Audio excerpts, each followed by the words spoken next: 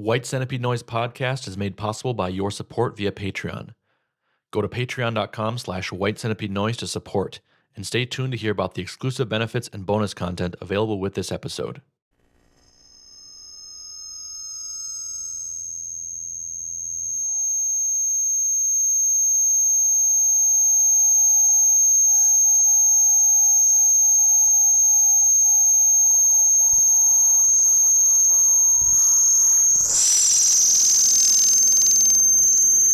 You are now listening to White Centipede Noise Podcast. I'm Oscar Brummel, and today my guest is Bob Bellerue, a veteran noise artist who organizes the long-running Ende Tymes Festival. Ende Tymes 14 is happening this April 4th through the 6th in New York City. I'm giving away a weekend pass to this year's fest on Patreon at the end of this episode, so be sure you're signed up now and stay tuned until the end of the episode for instructions on how to win. Bob Bellerue, welcome to White Centipede Noise Podcast. Thanks, Oscar. Very cool that you joined me today. I thought it would be a good opportunity to invite you on because I recently saw the lineup for Ende Tymes Festival number 14 was announced, which is always an exciting thing. The lineup looks amazing. A lot of White Centipede Noise Podcast alumni, friends, and so forth playing this year. So I thought, good time to talk to you about this, long running, quite epic festival that you've been doing and all the other stuff that you've been doing for, such a long time. So I think before we get into the history and the past more, what can you tell me about Ende Tymes Festival this year? What makes it special this year? It's hard to answer that. Because it's always special. It's a labor of love, and it's a way of connecting with the community. So it's like a family reunion, kind of in a lot of ways. It started out as just like here's a wild idea, and I invited a bunch of people randomly. It's kind of a funny origin story where it was like this in 2011. Every so often I kept in a short period of time for about 2 weeks, I kept having people being like, you should do a fest. And I'd just be chatting with someone and be like, someone should do a fest here. You should do a fest. Mm-hmm. It's like, okay. And the universe is telling me I should do one. And I had done some years ago. And so I just thought, fuck it. Why not? And I wrote a bunch of people and everybody wrote back just like, fuck yeah, I'm there. And that was it. And I was like, oh, okay. And, it was like able to kind of reach out to good friends, but also like top names in the noise world who I really wanted to kind of bring to New York and see them play. And then over the years, it's been the same kind of thing, but I've also been pushing more to try not to have repeat acts, and also to get like new names and new artists and unknown, quote unquote. And it finally, like I think in Ende Tymes 7, I had this goal of like no repeat acts, no one who had ever played before, like people, but not like band names. And it was actually really informative because it was like, there was no, like headliners, no like, Sickness and, Richard Ramirez or whatever, like these huge names. It was more like tons of random people. Everyone absolutely killed it.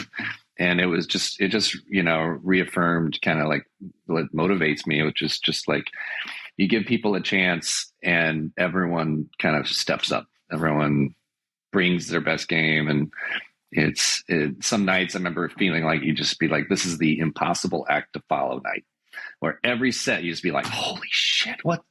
Who the fuck is going to be able to follow that? And then the next person kills it, and it's so fun and rewarding that way. So then since then, especially since Ende Tymes 7, I've been a lot more relaxed about that, of like, so what, who knows who's going to play, and we're just going to have a good time and really focus on to making sure that people have a good experience, getting there in terms of like funding and housing and food and things, and, try to have what, in America we call European style hosting, of just like, not just being like, here's your $50, good luck sleeping on the streets of New York. Yeah. Just trying to make sure people are taken care of and that people aren't losing money or, but also we have a lot of enthusiastic, performers and visitors who are just like, again, fuck yeah, I'm there. And I'm like, Yeah. I turn around, they've got plane tickets and a place to stay. And I'm just like, wow, you guys are amazing. Yeah, that's very cool. So we benefit from that. We thrive on that. And so I really try to bring it back and get back as much as I can to the people. So the thing that's really different about this year is it's going to be at this venue called TVI. And I've been there a few times, and it's a really great space. It'll be the most pro kind of environment we've ever done it in. And I don't know anyone there personally. So that's the only thing that's kind of different. I don't usually I have some kind of connection somehow, some personal relationship. Most of the years it was at Silent Barn, right, where I had a studio, and that's where it started. But since they closed, it just moved every couple of years. What's the importance of DIY and kind of experimental venues in larger cities like New York City right now? And what's the status of that right now? I mean, it kind of sucks. It's like New York, there's new venues every, few years. And it's also kind of typical in new venues, like, hey, do a show. Like, we want to have noise shows. We'll have whatever. We'll take, bring it on and make it accessible and easier to produce there. And then they start to become more successful. And then they need to focus more on their bottom line and charge more of a door fee, or need popular bands that are going to get people in to buy drinks. And, so that's an ongoing thing that just kind of keeps changing. So, TVI is only a few years old, but they've hosted like Summer Scum a few times, and right, a lot of other noise shows. And Jackson, who I work with a lot, who is an amazing artist, JHK, right, and JHK. Also started curating with me last year and helping me produce. He's worked, ran sound there, and he knows the people there, and it's just always been a good experience. Yeah. So we decided it's a bigger space than the other ones, and just, the setup is way better. So we're just going to give it a shot and see how it goes. But they're psyched about it. And that's what's really important, is just to have some kind of like motivation that's more than just like bring money in our doors, that it's actually more about, fostering community.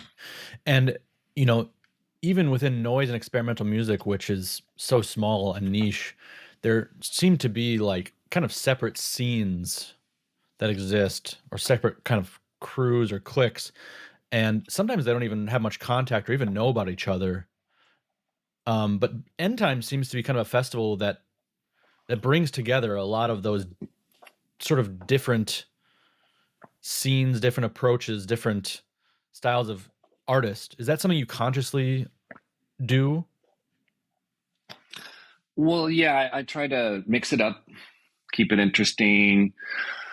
And I'm really focused on the set list and the order to like have things kind of keep progressing, I guess, in a way, or, and it's really fun to, take like an unknown act and throw them in the middle of like, like a really powerful part of the lineup, and just see them rise to the occasion and blow minds, That's cool. But I really like, trying to represent the diversity of players, and also like community members, so it's not just like, a bunch of like white boys and have a sausage party, like try to just really, represent people, to just make it, a wider, to kind of show what's out there in terms of who's playing and what kind of music they're doing. I have a very wide taste in music and myself. And I mean, honestly, at home, I don't really listen very much to noise, because you got to, unless I can listen at concert volume. So, because it's really a live experience and something you really have to feel. But,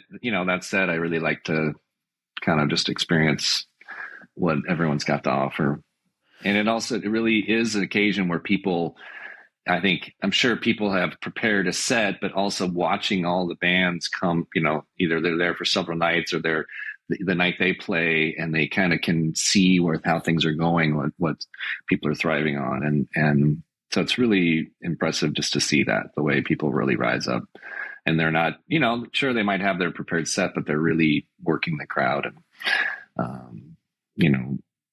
maxing out the potential for the situation. Out now on Misanthropic Agenda, Francisco Mairino, a perpetual host CD, Francisco Mairino's fourth full-length solo studio album on Misanthropic Agenda. A deep dive into personal loss and the banalities of life and art, a perpetual host captures the raw, solitary, and often acerbic extremes that drive creation. Across 4 pieces, Mairino explores sonic tension and boredom, questioning the simplicity and complexity of the mundane, with bursts of clarity that redefine existence itself. And Point of Memory, Void Pusher, double LP, tape, and CD. Void Pusher is acoustic computer music, combining digital cut-ups and live ambient noise with raw organic qualities. Each moment assumes its own physical logic, a sense of movement and consequence. In both method and aspiration, the artist seeks to listen for what is already transpiring within us, between us, around us, rather than risk drowning it out with an idea of what should be.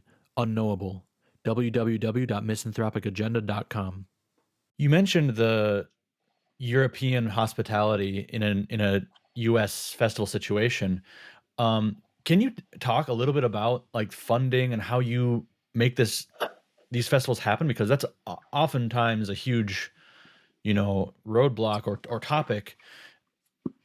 You've done this now 14 years in a row, which is, right? You said 2011 was the first one, and this is number 14. Mm-hmm. So you've done it every single year. We had to skip 2020, right. But then we had done 2 in 2018, like a freaking idiot. So that helped us catch up to her once a year. Okay. But can you talk a little bit about how that works, and if you're using arts funding or if this is all independent, and how you just kind of manage that? Right now it's just independent. It's just ticket sales, and there's some donors. But I used to do funding. There used to, especially in the beginning, there was like some smaller grants that were really accessible that helped out a lot. Or we used to use the Indiegogo and things like that. Mm-hmm. Setting a goal, having like rewards, this whole thing. And it's really time consuming and kind of exhausting. Sure. And then once I was able to get some donors who can be more, can contribute, substantial amounts, that helped a lot. But mostly it's ticket sales and, the enthusiasm of everybody to make it happen. That's awesome. I had never lost money, I guess, on the fest. And so that's really nice. But I'm not stressed about making a ton of money. I'm just trying to pay people decently. Inflation is real, and trying to make sure people can at least take home some money and, do best we can that way. That's a huge feat. That's tough when you have, I don't know how many acts are on the bill, but like 30 or something like that. We'll have over 30 this year, I think. What's the night like for you? What kind of help do you have? It used to be, I did freaking everything. I had somebody running sound. I've always had somebody running sound, but I was always very involved and very hands-on and running around a bit crazy. And then in the last few years, Jackson took over like as head of sound. So he was always running sound. Mm-hmm. And now he's also, then last year the venue, Transpicos had a sound person. So then Jackson became more of a production manager. And last year we also had like 2 venues. So I had to get out during the day. I'd get there in the morning to set up at the church where we had the Saturday afternoon show, and rehearse and then do the show. So I was able to in the evening at Transpicos, I was able to just kind of come in and enjoy myself and wander around and just be relaxed. It was the first time I like cut out early because I was like, I didn't want to be wrecked, these rehearsals, because we were presenting Raven Chacon's Voiceless Mass, which was like a really big piece for the community and won the Pulitzer Prize a couple of years ago. And he's an old friend. I just want to make sure it went well. And, so that felt weird, and I want to do that again. I want to cut out early. I don't want to do like multi-venue on the same day, Yeah. But it still is really exciting and satisfying and rewarding to be able to put all that together. But so Jackson has been helping curate, and then he can kind of be kind of the stage manager, and then we can also take turns. We have volunteers. We'll always have somebody come through to help kind of set up like the merch table, which this will be it's a different setup at TVI because it's outside the venue. So that was kind of the benefit of being somebody come in and volunteering to run merch, is they can hear all the music. And now it's like outside, so we just have to figure something out. Okay. What are some of the most memorable just moments that you can think of from the festivals over the years that aren't a performance, like behind the scenes kind of stuff? Either something really going crooked, or something that was just like a great surprise or amazing or funny, just some of the madness of running the festival. Well, number one pet peeve is people showing up without equipment and not telling me ahead of time. And that's like a sure way not to get asked back. But at the same time, I know how it is, and I like to plan and be really thorough in advance with the schedule, and really trying to lay things out in a way so that in the moment we can be relaxed, and if somebody needs more time, we can let them have it. And we lately have tended to run ahead of schedule, so we usually have that working for us. But I think the personal connection, the like family reunion, and like the first time meeting someone in person kind of experience is definitely the best. Who are some people that you were really able to bring to the festival that you were like really, really excited about meeting? Well, let's see. Last year we had Kazumoto Endo, which was really great. He's super sweet and just a real powerful, performer, and just very connected. And so just seeing the way people respond to him was also amazing. And then Volmir came. I mean, this is now, it was probably Ende Tymes 4, maybe. I don't know. Wow. Also the Shimpluk group, which was also a very big involved process of where we got funding, the Swiss Arts Council, and then I helped coordinate a tour for them and was kind of like their booking agent, for these U.S. and making sure they had all their travel and housing and blah, blah, blah, that they had a good experience. And it was like this secret agent process, getting Rudolf Eber in the country, because he had been turned away in the years past. So he was very paranoid about everything. And so it's like once he was in the car, it was just like, yeah. So that kind of aspect is really, fun. And that's like, we do it for the noise, for the experience of the concert, but all of this community, love really fuels it and makes it possible and makes it even more rewarding. So I'm just a hippie at heart that way, I guess. But, that's cool. I respect that. Well, who are you most excited about this year? I get that question all the time, and it's really hard because everyone's a headliner in my book. And I'm really excited about every act. But let's see. Let's just pick. I'm glad to get Nod out here. Yeah. He was supposed to come in 2020, and he was not able to come because of coronavirus. And then, so I'm excited about that. John Weiss, he's an old friend, and cool. He's never played solo. And Kite Wing, which is some new friends from upstate, Suzanne Kite and Robbie Wing. So there's a lot of, and Priest and Shit, of course.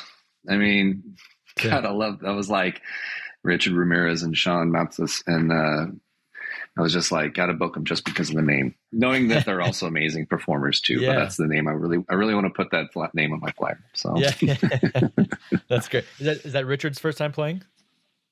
No, Werewolf Jerusalem played, but I think it's only that one other time, strangely enough.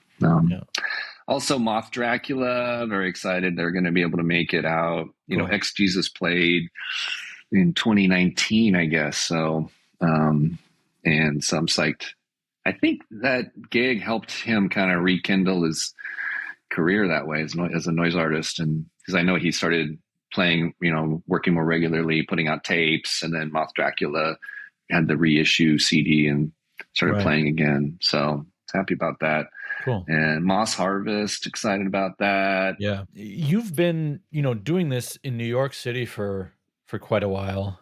And but before that you lived in LA, right? And you ran Il Corral, is that correct? I mean, I just Yeah. realized that, and Il Corral is a name that I saw on so many tape, like when I first got into noise, probably around like, I don't know, 2007. Actually, your a couple of releases from your label, Anarchy Moon, were the first things I ever got. I think the Dogbone, Hmm. double Hmm. 7-inch with the Cherry Point and all those other guys, and I just remember seeing Il Corral, recorded Il Corral was on so many different Hmm. things, and I just realized shortly, like not too long ago, that you were also involved with Il Corral. Can you talk about your kind of history in LA before coming to New York and what you were up to then? Well, yeah, it goes further back than that. In '86, I moved to I went to school at UC San Diego, and the Che Cafe was there, Mm, which is a collectively run vegetarian restaurant and venue. And they were had shows, stuff was happening, and it was one of the epicenters of that scene.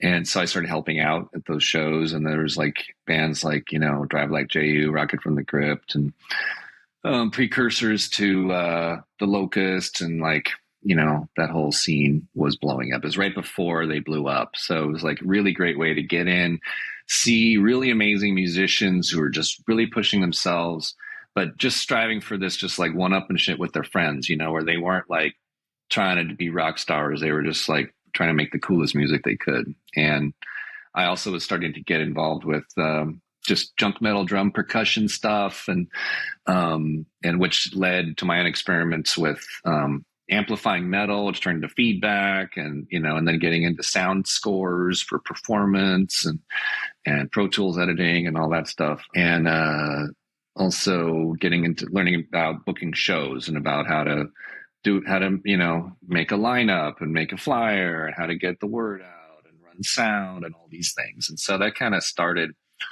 as well as running the kitchen and making dinner, and so all of that stuff really just kind of set me on this path of just kind of creating events, and with just kind of viewing it mostly as a community minded kind of from the ground up. Anybody can be a headliner.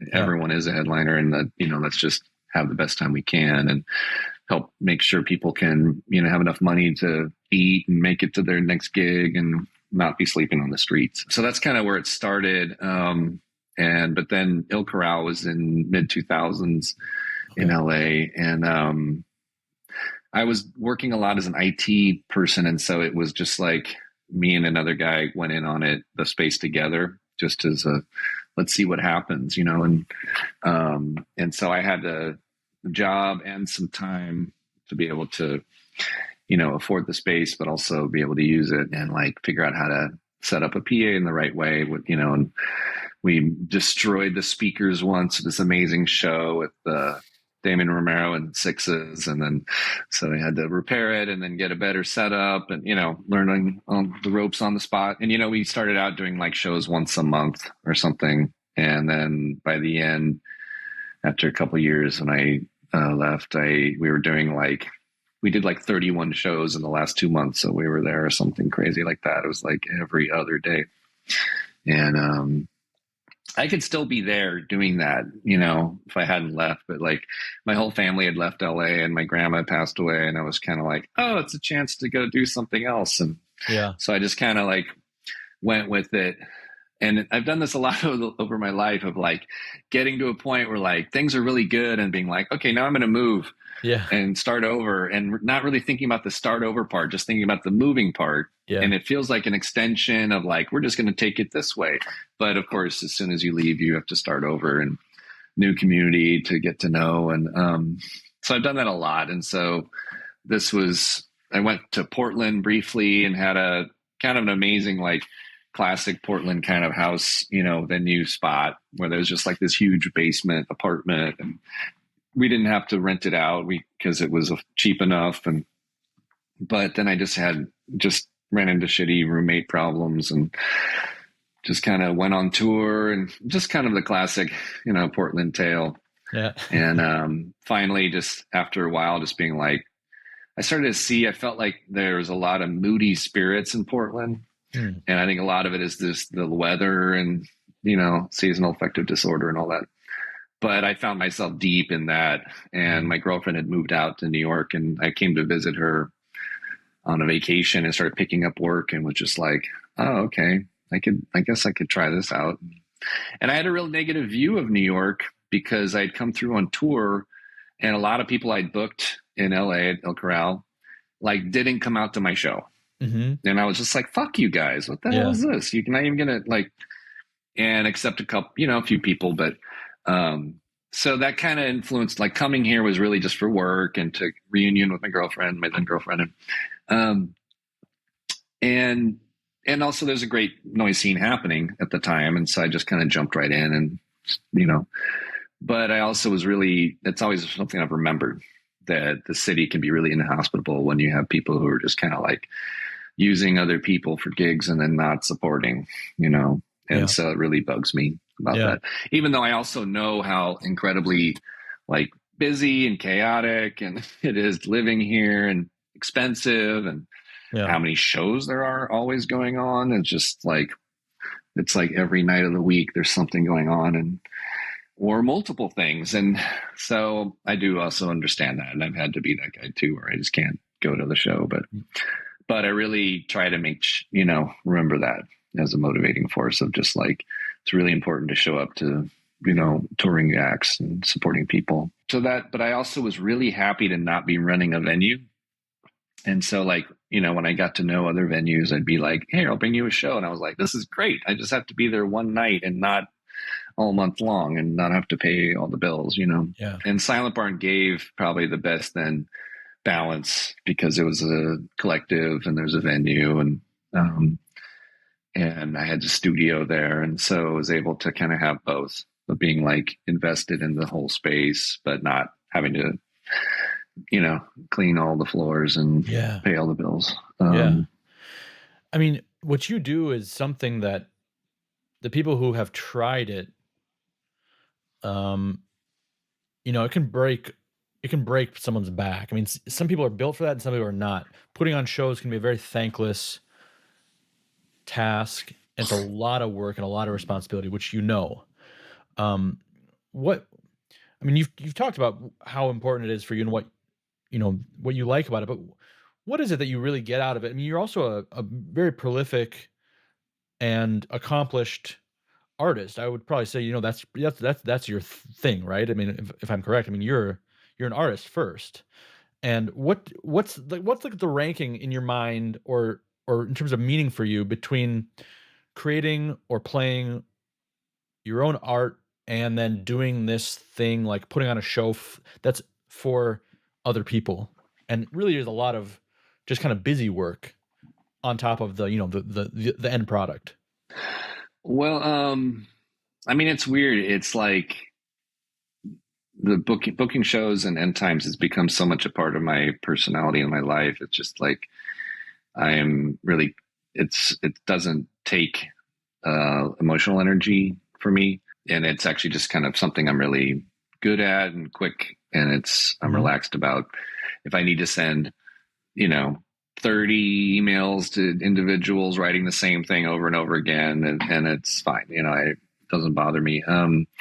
Plus it just kind of fits into my world of just like, if I'm working or I'm like, I'm a daddy too. I have a son and taking care of him. And I'm just like, I'm working in event production and audio engineering and stuff all these years. And so that part of it is like, is easy. And because I'm not dealing with stressed out artists who are used to assholes who don't respect them and who are hung up because they weren't successful themselves and they're stuck becoming an audio engineer and having to work for crappy musicians and blah, blah, blah. Not like that.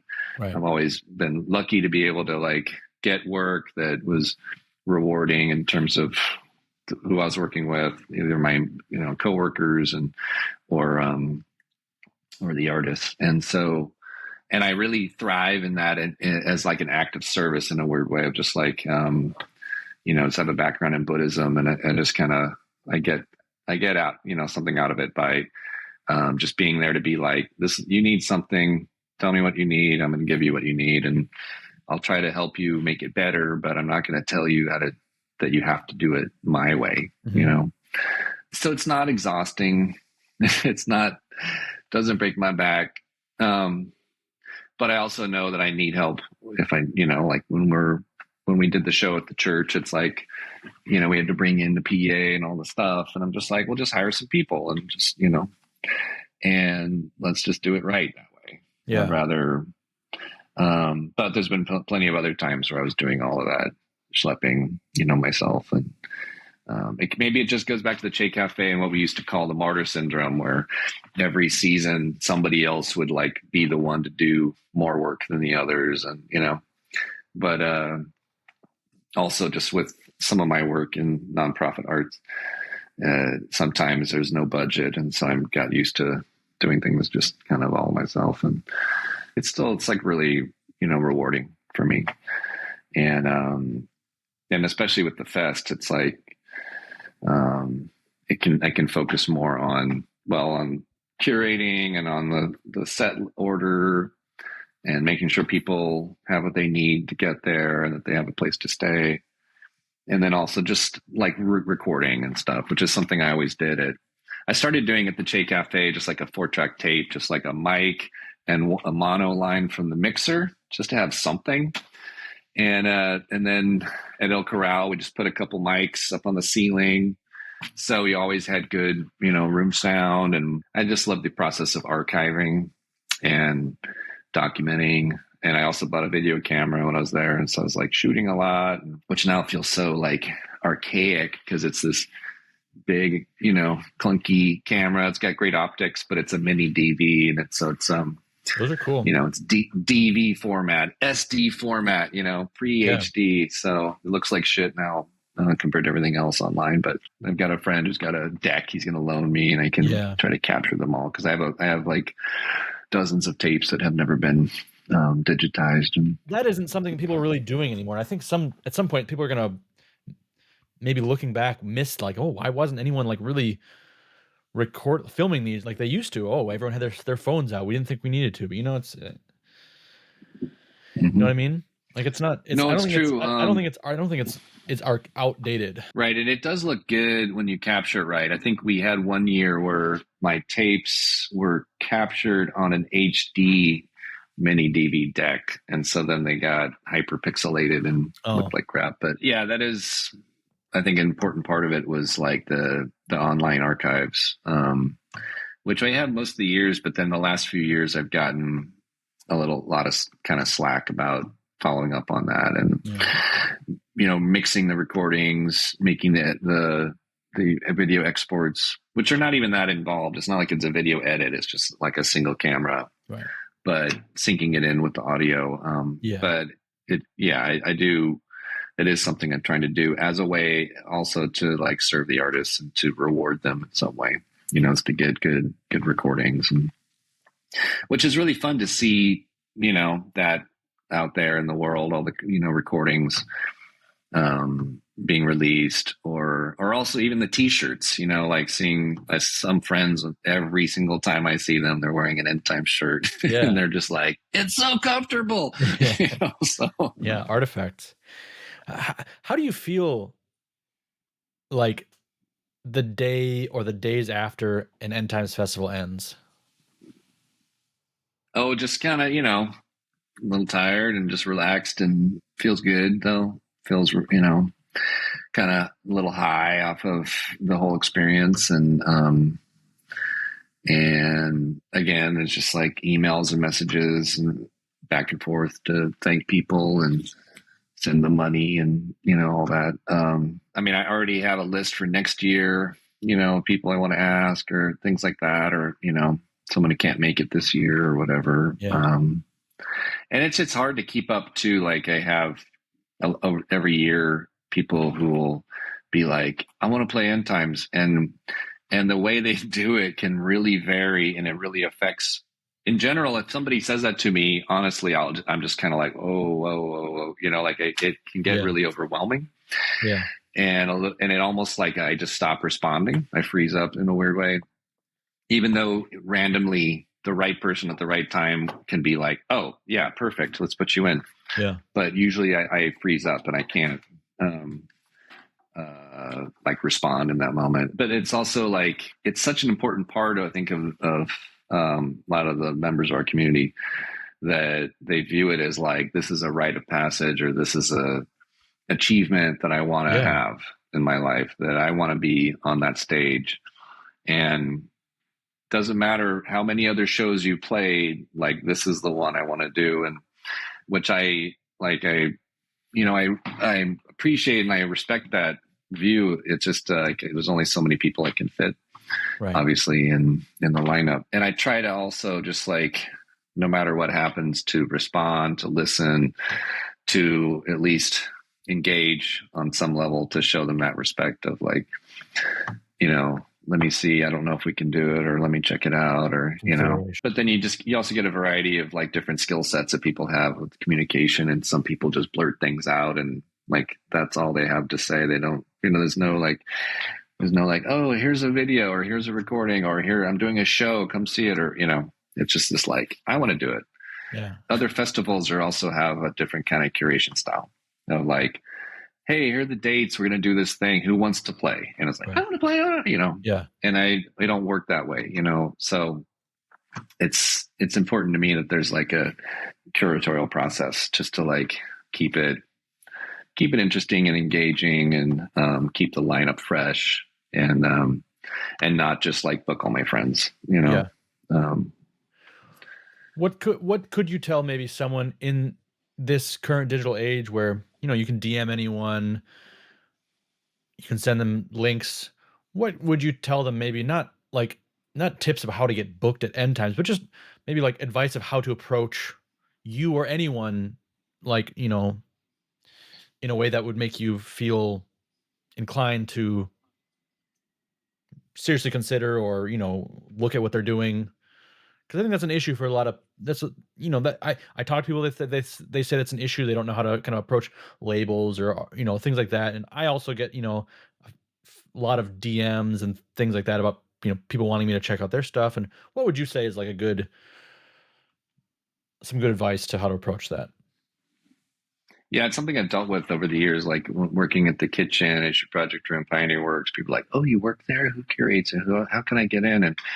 And it's the same with End Times and anything. It's like, I feel like the most important thing is just to establish a personal relationship with the curator, the booker, the, label. That's the thing that'll have legs. You get one album on a label that like is great, can be great, but your personal relationship with that label can actually be the thing that can serve you down the road, either by getting you other connections because people connect you, or that further releases, or opportunities, gigs, performances. I do that too, where I'm just like, I'm booking a show, I need this date here to can you book me on this date?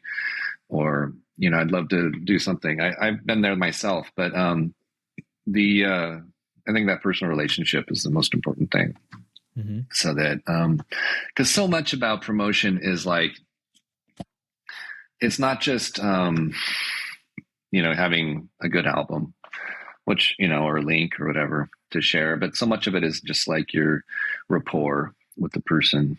And it's like there's some meme or joke or something, or pre IG meme of like, the best the most successful singer is not the best singer, it's the one who has the best team. And that's like a pop music context, which is really different than our world, obviously, because we don't have booking agents or producers. But it's the same idea. It's like, by being around people that have opportunities and are doing cool stuff that you want to connect with, and like being, having a ability to kind of connect with them, work with them, be friends with them, is like the most important thing. And it's really a problem, I think, now with just this, in the post-digital age of everyone's in their phones, and just like, it used to be like, if you wanted to find out about shows, you went out into the streets to the cafe or the record store, the bookshop, on the street signs, you looked for flyers, and that got you out of the house, and or if you wanted to hear a record, you had to go look at it, and they might play it in the store, or you might hear it on the radio, or your friend might have it, or you might just look at it and go like, this looks cool, let's give it a shot. And it's just so different now because people can just kind of live entirely in their phones and their homes and not connect. And so there's a real loss of that. I think that communication skills, there's always been challenges, I think, with communication styles with people, but it's much more like with the DM, it's just, you got to take the time to kind of have a little personality, have a little vibe, I don't know what, and friendliness in it, because it's too easy to just go blah, blah, hey you, blah, and it doesn't inspire necessarily, always the best reaction. So do you feel like festivals like yours are kind of a antidote or rebellion against that method of communication and consumption? Do you think they could ever be like phased out? wait, festivals? I don't know. I mean, I'm not suggesting that they should be or would be, but I mean, like, do you think, with the way things kind of are going, I mean, what something like End Times is really so radically the opposite of kind of what you're talking about, and like what is really happening in a lot of ways. And I do think that the pendulum will hopefully just swing in the other direction eventually. People are going to say, okay, there's enough of this. This has gone too far. Let's get back to real world stuff. But do you see that? Do you see that kind of festival model like you're doing? Where everyone kind of gets together, old friends, kind of as a conscious alternative to social therapy. It's a bit of therapy. I mean, the family reunion aspect is real, and it can be even your first time meeting someone you've heard about forever, yeah. Or seeing someone you haven't seen in years. It's real, and that IRL experience is essential, and noise as an art form is especially important. That the IRL experience for noise is much more salient and visceral than you can get at home or in your earbuds, at least for specific forms, like harsh noise. And so I feel like that there is a form of therapy in a weird way that way. Just getting out of the house, talking to people. We're so much more connected in the word. If some kid in Idaho can hear about, our labels and fests and whatever, and hear our music, and, used to be just wouldn't get exposed to that. And also just with the developments in equipment and technology, you can do so much more just on your supercomputer in your pocket, or just with all the amazing pedals and, instruments and all that out there. And it's so overwhelming how many people are doing art and music now. And so getting your name out there, getting your stuff in people's ears is really hard to do because there's so much. Bandcamp has been, I think, really supportive as a platform, and there's big changes, probably coming there, but they're still, doing it. Tell me about your work as an artist. I mean, I know Red Glare, Half Normal, you work under your own name a lot, and you have a you've toured a ton, you've got a lot of releases over the years under those different projects. First of all, what would you say are the difference between those project names? And you have a couple others maybe. Well, Half Normal was the first noise name I came up with, and just came from working in music studios. I was helping build studios in LA, and it's a technical term for patch bay. And I just feel like that hit the mark because I'm kind of in between a lot of forms, like I do noise, but I'm not harsh enough for the harsh heads, and I'm too harsh for the, I don't know, soundscape ambient heads. So I'm just kind of in between, and I have this new project, Eternities, with Katie Porter, who plays bass clarinet. And it's like we're electroacoustic, but it gets heavy at times. And, so I just feel like the Half Normal kind of fit for the way I'm just kind of in between, I think, genres, and maybe in between intensities. So that was the starting point. Red Glare came about, I think when I started using mixer feedback, and I guess I've often gone back and forth. It's like half normal, then it was like, but then I'd start to worry like people are gonna be like, "Ew, he's half normal." Like it just sounds like this clown name almost sometimes in my own self-critical kind of mind. And so I'd go back to my Bob Bellerue, and then I'd be like, I need a noise name, and then I'd go to Red Glare. And it was also, like I said, it was using mixer feedback, and started using Diablo when was doing guitar feedback, and that was like a nickname from an old my last restaurant job, and they were trying to give nicknames that people didn't like, and I really loved that one, so just ran with that, and then Blessed Thistle is the last one I've been using, which kind of came out of like realizing in New York my life was just so busy. I would come home from work. If I had a gig, I'd just grab my gear, went straight to the gig, didn't really have the time and mental space to just kind of prepare a set. So it was always like this unprepared, immediate expression. It's like mentally prepared, but like actual, like plugging everything in would happen on the spot. And so it's my underprepared project.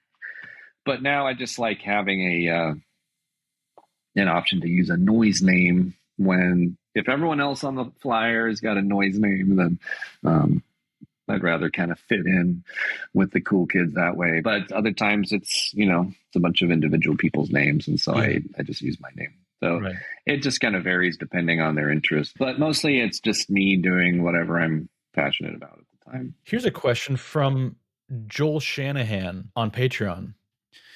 He said the half normal track Functional Error on the 2005 microphone compilation that Gordon Ashworth released is the most oppressive, painfully harsh piece of noise I've ever heard.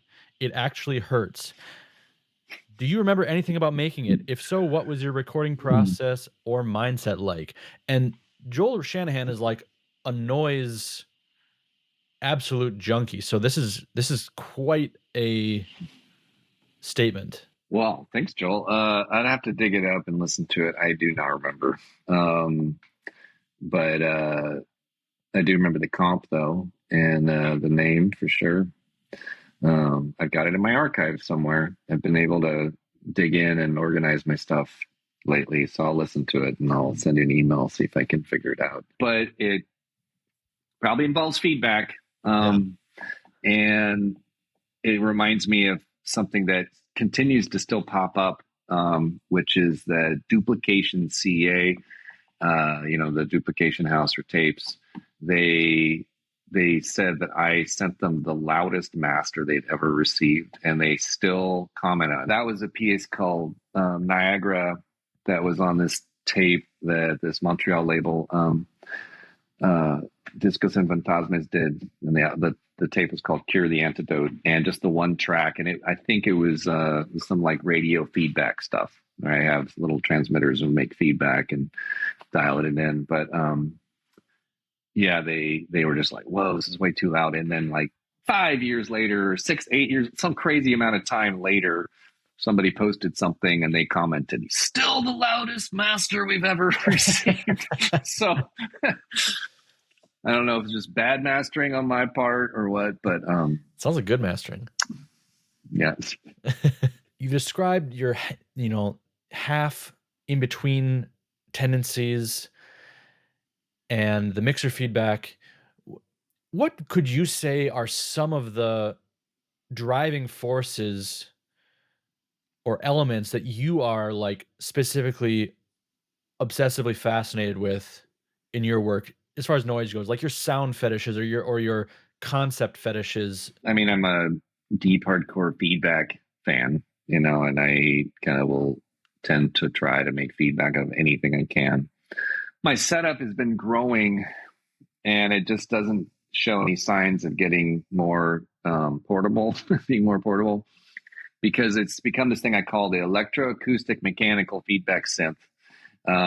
Because of course there's electronics, there's microphones and speakers, there's contact mics and speaker drivers and metal objects. I used to stick contact mics to things with tape and glue, and I still do that sometimes. But I really like that when things are precarious and they're loose, because you could just get this wider range of sound out of it. You can hold it to get like a direct, more clear signal or something Mm-hmm. to hear the actual thing, what it is. But when it's loose, you get some of that, but you get this other variation, and it responds to the physical sensations of the sound by moving and such. And then from that point, it led to this whole thing of like that I'm the circuit, that like there's all this equipment, but then these two, let me get my camera right. So these 2 points go and connect the circuit by twiddling the knob, pushing, connecting, or adjusting, having a mic and going like, let's get it like this. And, and even just my physical presence, because there's microphones and speakers, sometimes that changes it. I don't know if it's just that my hearing position is different, but there's definitely been times where, like my body became part of the sound making process. Like I have this old tape Winds that, I was just kind of as an experiment when I was working at the kitchen, I just used the space after hours, and I just set up a mic and I had a monitor, and I was just not really thinking it too much, except I wanted to make a big room sound, but use this bamboo flute I had and kind of play with the feedback. And I noticed as I walked up to it, I'd always get this kind of whang, kind of wailing feedback. And I realized it was a reflection off my body from the monitor. So I stood there for 10 minutes, just being like, like just zoning in on just like this weird little dance I could do, Yeah. So I like that. I like not knowing exactly what's going to happen. I like with feedback, I can count on something happening, but I really don't know exactly what it is. And I have to just be, in the moment. I like that instability, and I like kind of wielding chaos, that I have to, sometimes it feels like, like in between the sound check and the gig, the room's going to change. So I don't even stress too much about the sound check. I just make sure things are working and I have enough headroom, and I'm always using the control room outs on my mixer so that I can make it louder or quieter in the room without changing the mix of everything. And then with the little speakers and acoustic sound, sometimes I'm taking it out completely. And like the solo set I've been doing a lot lately, there'll be like metal bowls with a marble, and I can turn everything off. And I like that it can kind of go from a little sound to a big sound, and then back to the little sounds, and everyone's hearing is like being focused and widened, and it helps it stay fresh too, because like if it's like a wall noise thing, there's the benefits of like a continuous kind of like maelstrom of just like intense sound, right? But your ears will adjust and kind of protect themselves, and kind of adjust in a way, your own internal like limiter, like physical limiter kind of. And so by changing the sound levels, it helps people's ears open up again, and then they can hear it, kind of the louder stuff fresh again. And if everyone's wearing earplugs, then also they're immediately losing a lot of it. And then you need that intensity. And I guess I'm trying to like find a way to keep it, maybe people don't need earplugs, I can't stand wearing them when I perform, and I'm constantly figuring it out for myself, because I always have to protect my ears just because I fucked them up over the years. But at a minimum, I'm at least, if I can tell my ears are starting to get tired, I'll actually stick my finger like in one ear for 30 seconds and then the other. And it's a little trick I've learned that allows the ear to relax again. And then I can hear things fresh. But I also have some good earplugs, obviously. I've just blisteringly destroyed my ears over the years in different contexts. And, total chaos at Che Cafe in the late 80s, and direct guitar, just like, and then all these people moshing and they're knocking the speakers over. So I'm like trying to protect the speakers. It's just like, so. Yeah. And then when you're young, it's like, that seems cool. You're like, I don't know. You're like, fuck yeah. Like, and then at some point it's like these are precious, these are very precious. I use these in social environments because I have a hard time understanding in loud bars. and I've started using these with the noise reduction on as a way to kind of like try to knock down on the background sound, and it Mm. sometimes helps me able to hear. But also, what's really funny is the most challenging sonic environment for me in my life is my son goes to Cub Scouts, and it's just like he's super into it. So we're like, okay, but we also will have to talk about kind of the paramilitary nature of it, and like, Pledge of Allegiance and all that stuff. Yeah. But it's still something he loves to do, and so, and it's in this church basement, and it's just like 50 kids, just like, Yeah. it's so noisy. And I Yeah. started wearing these because it was just like, Yeah. even though I'm the noise head and I love loud sound, I kind of can't stand it too, Yeah. when it's not the art form. And so it's kind of funny, but I started using these as a way to cope with that, sonic chaos. I mean, controlling feedback in a live environment with so many elements can be really difficult and frustrating. I mean, it's one thing I know early days I was doing something really cool in my home studio on my headphones or on my little speakers, and had a really cool feedback reaction. And then I was like, "Oh, this will be my set." And then I go play live, and it's just like obviously nothing like that is happening. And I'm trying to move the microphone, and it's so loud that it's not even the movement isn't even doing anything. And Yeah. that's a really Yeah. hard thing to juggle and hard thing to learn. So it sounds like you really have kind of dialed a lot of that in. Well, yeah, I've had lots of learning experiences in the moment. Everything feeds back at some level, basically. And it's like mixer feedback is actually, in a way, the most controllable in a loud environment, because it's, you have all the controls. But even like I use this zither in my a lot in the last couple of years, which is like a small stringed instrument. It almost looks like a small piano soundboard, Mm-hmm. and I just stuck a couple contact mics to it, and I use EBOs on it just to kind of set up beating patterns and tones and things like that. And it resonates like a motherfucker. It's hilarious. And it's not just like, it's like this kind of, it's got this Chewbacca howl to it when it really it's like, like it's like, whoa, it's kind of painful. Every gig, that is definitely the barometer of like kind of the acoustics. Cause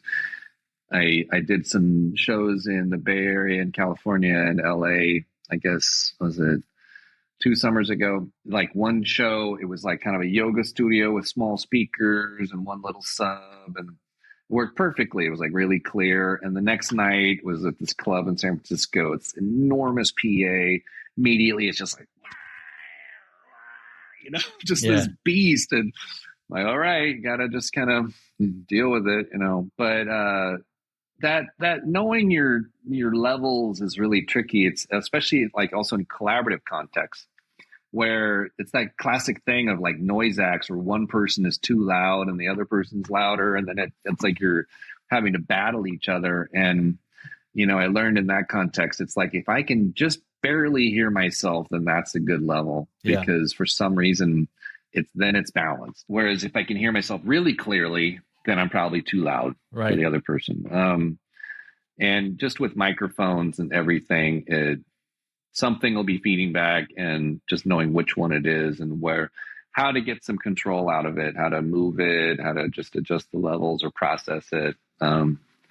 The pedals, I think, help a lot of ways, because the direct signal is where you get kind of the uncomfortable, out of control, painful kind of annoyance, whereas the pedals can, obviously modulate it and change it and shift it. And my laptop, I use Super Collider, and I've got a couple delay lines that are have like an LFO on the actual position, so you get kind of a like a Doppler effect out of it, because it's going back towards the play point and away from it, and it actually changes the pitch of the source sound. So just different things like that. But usually it's just about, I've just learned, it's like I start with something that's kind of manageable and controllable, like a guitar pickup on an amp or something, where it's just like a droning thing. And it's like I have to learn the weather and then kind of then harness it and learn how to create the weather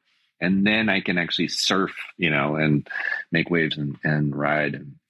And I just go really cautiously in the beginning, just kind of take my time and make sure that I don't, jump too deep without knowing the conditions yet. But that said, it's also fun to just do stuff spontaneously and a little chaotically, just like turning something on randomly or muting or whatever, just to mix it up and keep me on my toes. It's not just like the technical challenge, but it's also this aesthetic and emotional challenge of like, how do I create something that other people like and that I like, And after a show, I often would be like, either I'd feel like, wow, that went really well and people seem to like it, and oh, isn't that great? And oh, I think that was a good set. Or I'd be like, oh my God, it was horrible and I had no control. And so I'd have this strong emotional reaction to how the set went. And then I learned, later on, I've also been an obsessive like recorder. I record every set I do because you never know what's going to work. Sometimes like a good set didn't make a good recording. Like I'd be like excited, like, oh, I can't wait to go listen to this and maybe we can put it out or something. And I'd listen to it and be like, this is what people thought was great. And this is what I thought was so good. Yeah. Because that experience doesn't translate.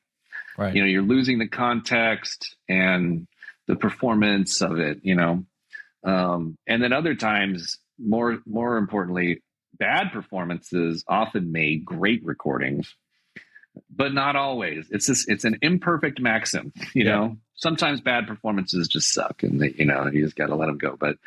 And so then I stopped judging basically everything. I almost don't really have a whole lot of reaction. I'll be like, oh, that was cool, like I don't go like, I did it or whatever, like I'm not stressed about how well it goes. I think anymore. Part of it is also like, there's two definitions of mistakes that I kind of go by. And one is, John Cage, the mistake is an inability to keep up with what's happening in the present moment.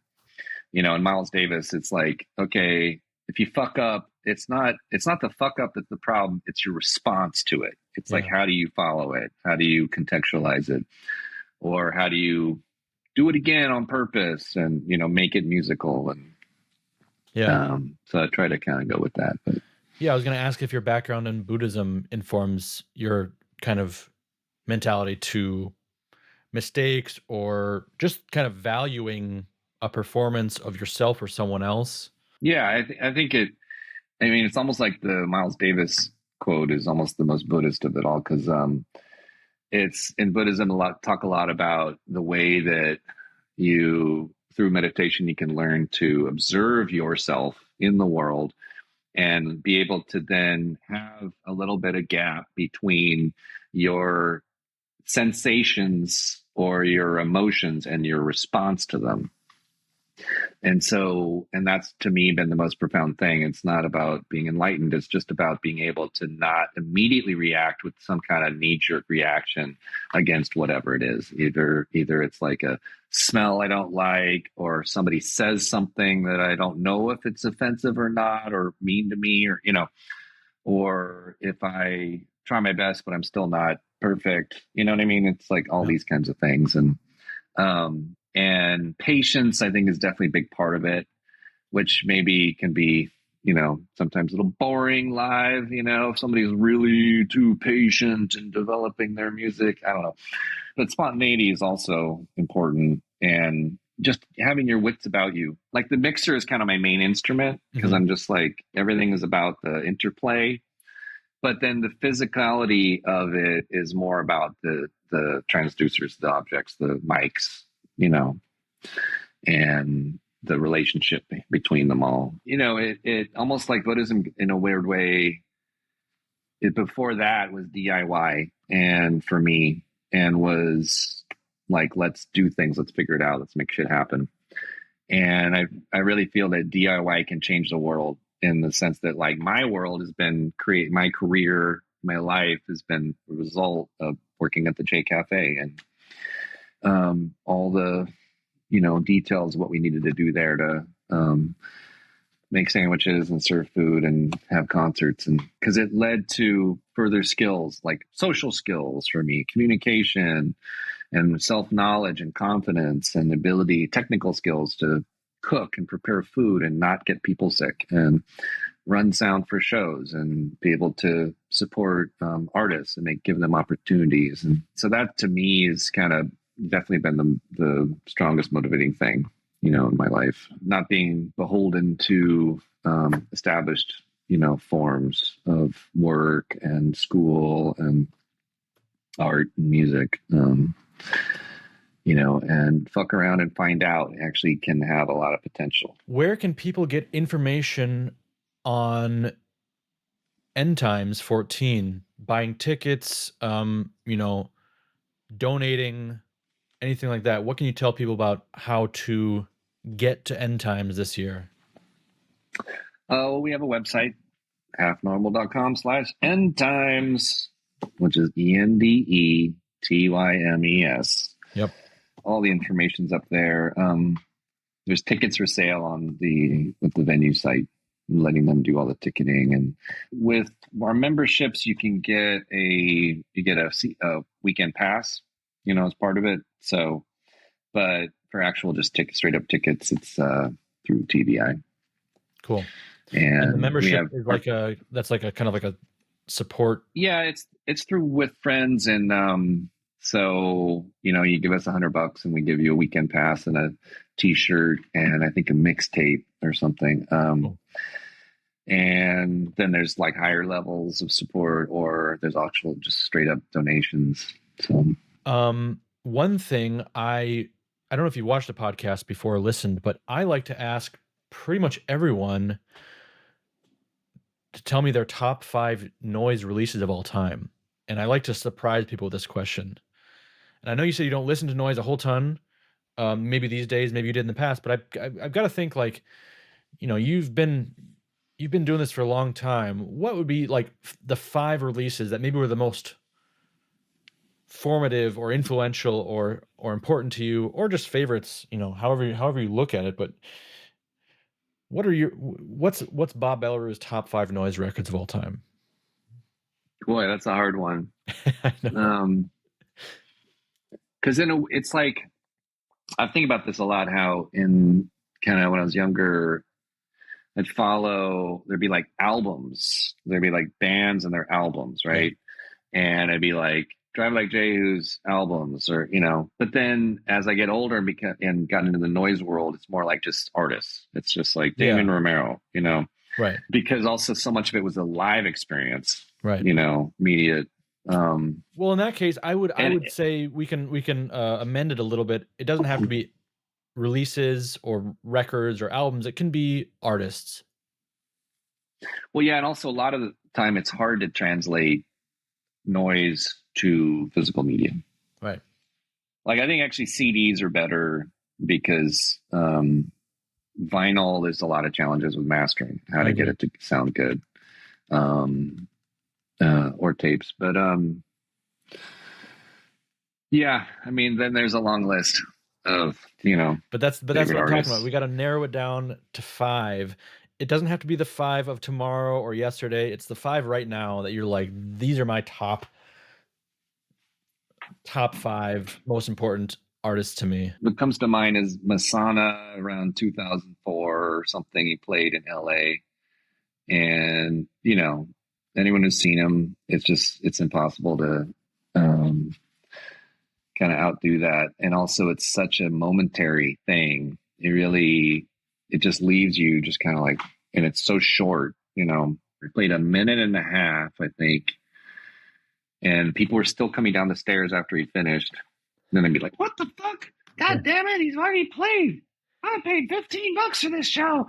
And then they leave and he did an encore for 45 more seconds, And Damon Romero, definitely, big influence on me too, just because like such a mellow dude, really personable, friendly, and then just like able to kind of work with relatively simple technologies and just kind of, but with a real strong knowledge of amplification and and using different multiple levels of speakers. Always bring a huge stack, but start with like one thing and grow and grow and grow. And who's the Fumio? Is it Kosakai from Incapacitants? Yeah. So that violin album he did that was reissued a couple years ago. I really love that. And I'm just looking up to see if I can even see anything to help me. We'll see. It'll come to me. One of those tracks on that Dogbone double 7-inch you told me about, the Cherry Point one. Yeah. That was really a special experience too, because it's like he's doing his classic, super intense kind of wall noise, but then cutting it out with this classic, like thick California stop reverb, stuff. And I remember that track really strongly. Cherry Point's a favorite of mine. He's a friend, and he was just like, sent it to me, and I was like, okay, cool. I'm waiting on the other guys. He's like, had you listened to it yet? And I was like, put it on. I was like, oh my fucking God. He's like, yeah, man, can you believe it? I used reverb or something like that, Yeah, that's a very atypical Cherry Point track and a very special one. I love it. In terms of soft noise, Dimmer, really love Dimmer a lot. Dimmer. Thomas DeMuzio, Joseph Hammer. Just look them up. Really rich, but very quiet. Ex-Jesus, certainly. Maybe some of my favorite, actually, formats. I really like 3-inch CDRs and business card CDRs. And Gordon Ashworth, Trogenesis records. He did a series of these like double biz card things, and it was like really beautiful packaging, big like a jewel case with like translucent artwork. Yeah. And then and it's a double jewel case with then the biz cards in the inside, and there'd be like, Sickness and Cherry Point, or, just like, and they're so brief and intense. 7 inches are great that way too. Keeps you, you can't walk away. I'm going to say you've said 4. So I need one final like GOAT artist or release for you. Well, Dream Crusher, who's a friend, and we met in Wichita on tour in like 2012, and she was playing with this other person in this collab project, but stayed in touch. And I just like how so much of her work is a process of forming white noise just with EQ, and to create, the kind of these intense backing tracks. Plus, but then combined with this in performance, just this like slapstick, interpersonal commentary, like comedy, like everything turns off. What are you talking about over there? Like this kind of, stuff, which keeps it really interesting.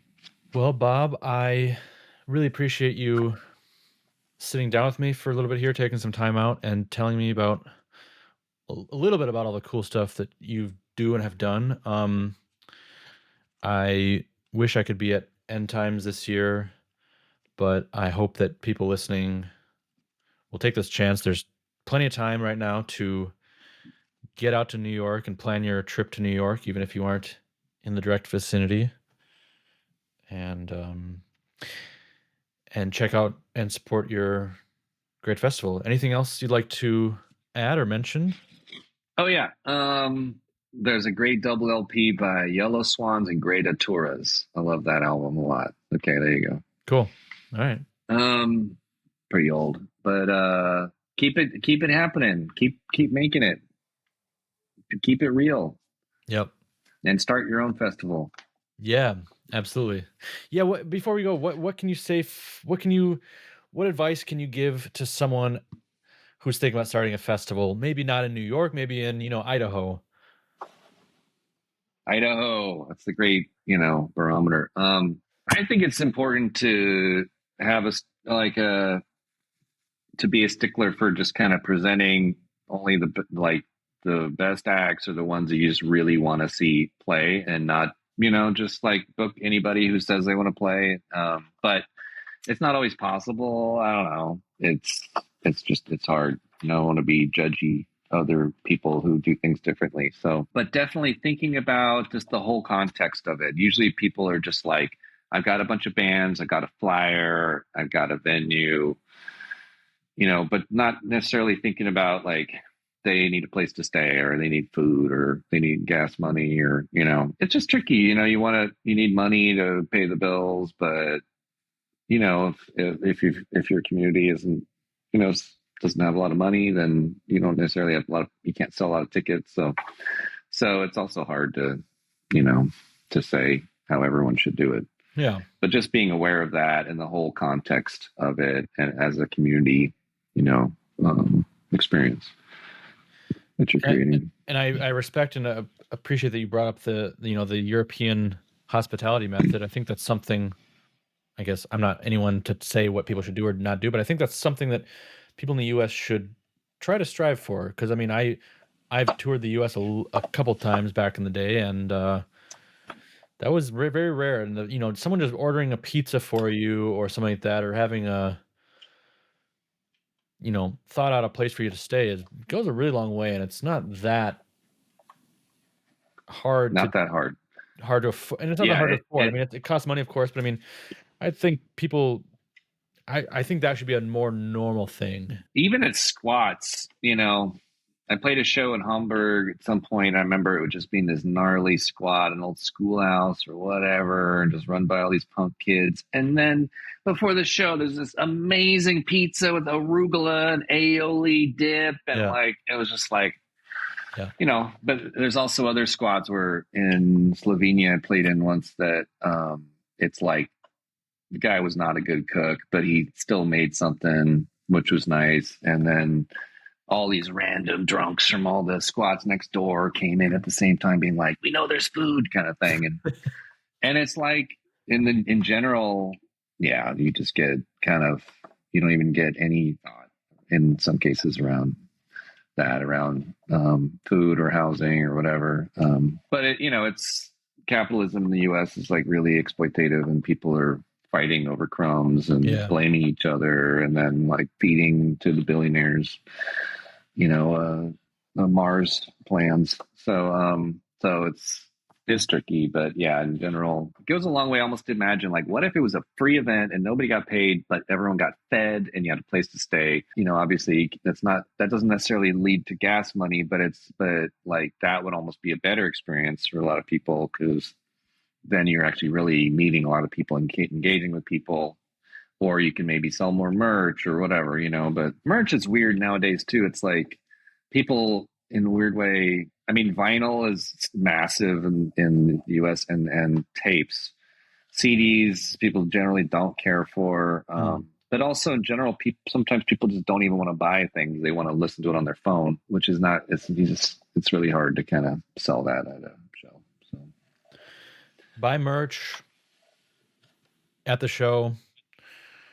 Don't complain about door fees. I mean, of course, not everyone has money, but I think people just all sort of remember when you're paying a door fee at a show, it's hopefully going, especially an underground show like, a DIY show, it's going to make that possible, and I think people should keep that in mind, that skimping out on that, it just means skimping out on the artists, or the organizers. Yeah, that's the word.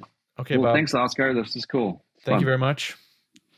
And good luck with the festival, and I'll keep my eye out on it. Keep in touch. Hopefully there'll be some documentation, and we'll check back in. Yeah. All right. Thank you. Take care. Cool. Bye. All right. Thank you. All right. That was Bob Bellerue of HALFNORMAL Red Glare End Tymes Festival. As mentioned in the intro, I'm giving away a weekend pass to End Tymes Festival 14, which is happening April 4th through the 6th, 2024 in New York City. There will be a post on Patreon in about 10 minutes. It'll be visible to all paid Patreon supporters. So if you're signed up at the basic level, premium plus, sponsor, you will see this post. All you have to do is comment ET, like End Times or extraterrestrial. I will then go down the comments in chronological order for who responded first and write to you, and you just have to convince me that you're actually going to go to the festival. My main concern is I want this ticket to go to someone who's actually going to go. If you have intention on going, just convince me that you're actually going, and I will send you the PDF of the festival. So again, there will be a post on Patreon in about 10 minutes. All paid supporters will see it. Be the first to comment ET on this post. I'll follow up and check in with you. You got to convince me that you're going to go and you win the ticket. That's all there is to it. If you're not signed up for Patreon now, you still have 10 minutes to do so. I know attending is not going to be possible for everyone, but it's still 2 months out. If you're in the States, New York City is a cheap flight away. Maybe you're even overseas and New York City is a cheap flight away. I hope this ticket will encourage someone to go to the festival who wasn't planning on going in the first place. Or if you were planning on going, then you saved some money. You can spend it on merch at the festival. So patreon.com/white centipede noise. Check it out. Patreon.com/white centipede noise. Watch out for that post coming in about 10 minutes. If you're not signed up yet, you can sign up now and be eligible for this. Be the first to comment on the post. ET. First person who comments wins the ticket. Thank you to all Patreon supporters. You guys make the show possible. You help me do this. Thank you so much. Till next time.